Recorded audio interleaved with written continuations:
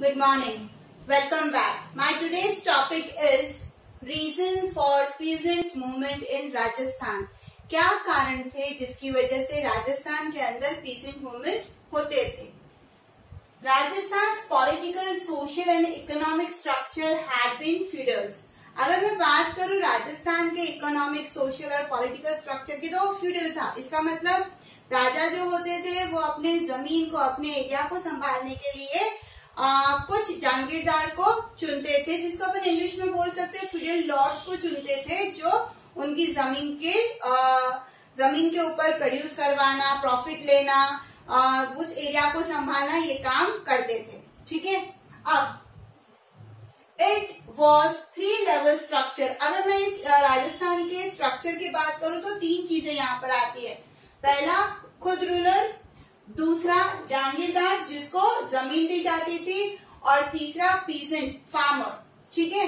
अब ये तीनों ही एक दूसरे से इंटरकनेक्टेड होते हैं, बट जब कभी भी इनके इंटरकनेक्शन के अंदर लालच आ जाता है तो प्रॉब्लम स्टार्ट हो जाती है। ठीक है। और जब प्रॉब्लम स्टार्ट होती है तो कुछ कारण ऐसे हो जाते हैं जो मूवमेंट करने पर मजबूर कर देते हैं। तो वो कौन से रीजंस थे, आइए देखते हैं। First, being influenced by British government, the local rulers had started neglecting their subjects. हुआ ये कि जब ब्रिटिश गवर्नमेंट आई तो ब्रिटिश गवर्नमेंट के साथ इन्फ्लुएंस, मतलब उनके प्रभाव में आकर जो लोकल राजा थे उन्होंने अपने ही लोगों को नजरअंदाज करना चालू कर दिया। Second, the rulers and jagirdars started collecting additional revenue and excessively increased the amount of taxes. अब क्या हुआ, ज्यादा लालच में आकर यहाँ के जो राजा और जागीरदार थे, इन्होंने एडिशनल रेवेन्यू लगाना चालू किया, कलेक्ट करना चालू किया।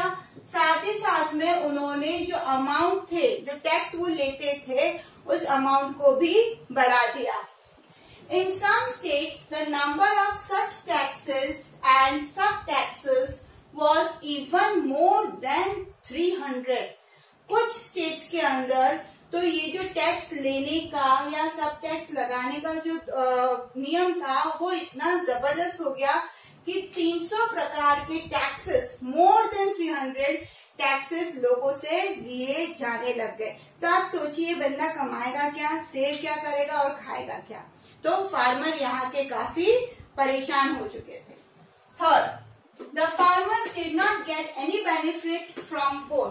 देखिए, फार्मर जब फसल उगाता है ना, तो उस फसल की एक प्राइस वो फिक्स कर लेते हैं। ठीक है, कि फसल अच्छी हुई है तो चलो प्राइस मिनिमम रखनी है या मैक्सिमम रखनी है, वो डिसाइड करके उस प्रोडक्ट को एक पर्टिकुलर प्राइस में मार्केट में बेचते हैं।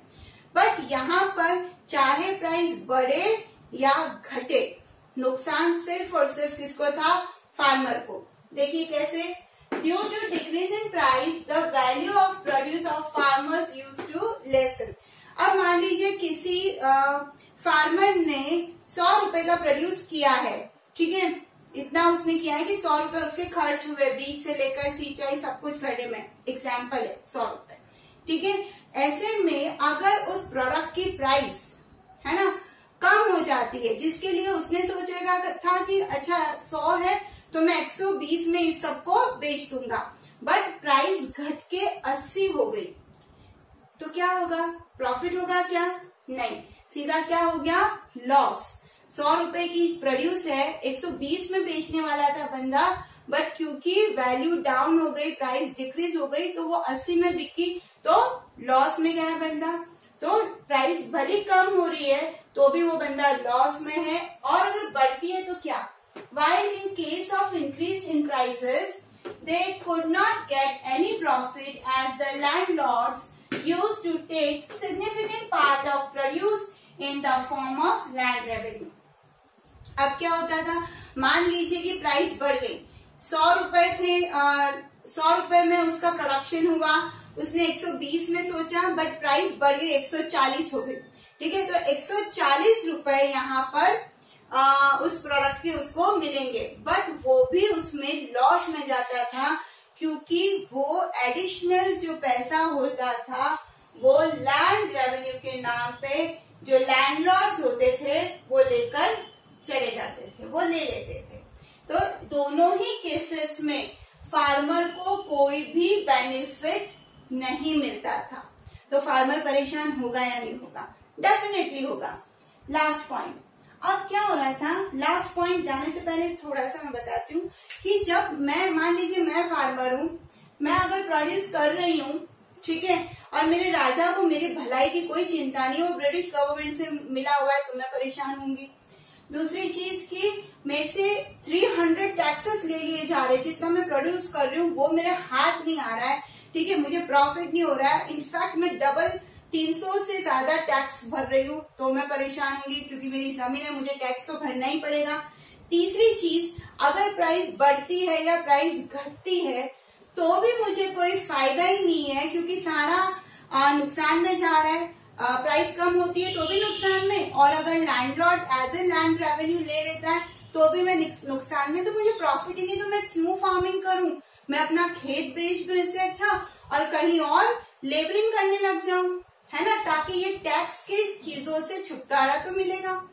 तो क्या हुआ, लोगों ने अपने ऑक्यूपेशन को छोड़ना चालू किया, फार्मिंग बंद करना चालू किया और लेबरिंग करना चालू कर दिया। लेबरिंग इट मीन्स किसी और के खेत में मजदूर की तरह काम करना और पैसा अर्न करना। अब क्योंकि इतने सारे फार्मर्स फार्मिंग छोड़कर लेबरिंग में आ गए थे तो भी परेशानी हुई। कैसे? Due to increase in the number of farm labourers, क्योंकि नंबर जो था वो फार्म लेबर्स का इतना बढ़ गया था कि there was more stiffness in the attitude of agitators। तो जो लोग उनसे काम करवाते थे उनका एटीट्यूड ही चेंज हो गया बिल्कुल। कैसे कि मान लीजिए किसी एक्स व्यक्ति को ये बोर्ड साफ करने के लिए बोला जाए कि हम आपको 1 रुपया देंगे, करना है तो करो। ये बोर्ड साफ करना अभी तो इजी है, बट मान लीजिए बहुत टफ जॉब है जिसके लिए कम से कम 10 रुपए तो देने ही चाहिए, बट मैं बोल रही हूँ कि 1 रुपए में करना है तो करो, नहीं तो रहने दो, तुम्हारे जैसे बहुत है। तो ऐसे में क्या हुआ, वो आदमी ये सोचेगा कि 10 रुपए का काम मैं 1 रुपए में नहीं करूंगा, तो ये आदमी किसी और को अपॉइंट कर लेगा, क्योंकि ऐसा काम पाने की इच्छा रखने वाले जो नंबर है वो बहुत ज्यादा मात्रा में है। तो इससे अच्छा कुछ नहीं मिले, इससे अच्छा मैं 1 रुपए में ये काम करने के लिए भी तैयार हो जाऊं, सोचेगा, ठीक है। तो यहाँ पर जब वो 1 के लिए मानता था तो अगली बार उसकी डिमांड जो थी वो 98 पे आ जाती थी। तो इस तरीके से क्या हुआ, एक्सप्लॉयटेशन जो था वो फार्म लेबरर्स का बढ़ता ही चला गया। और ये सारे कारण थे जिसकी वजह से राजस्थान के अंदर मूवमेंट चालू किए पीजेड के द्वारा, जिसमें बिजोलिया मूवमेंट आया, सीकर मूवमेंट आया, निमचाना, बूंदी, बरन, ये सारे मूवमेंट यहाँ पर इन्हीं कारणों की वजह से हुए। आई होप ये वीडियो क्लियर हो गया होगा। Thank you.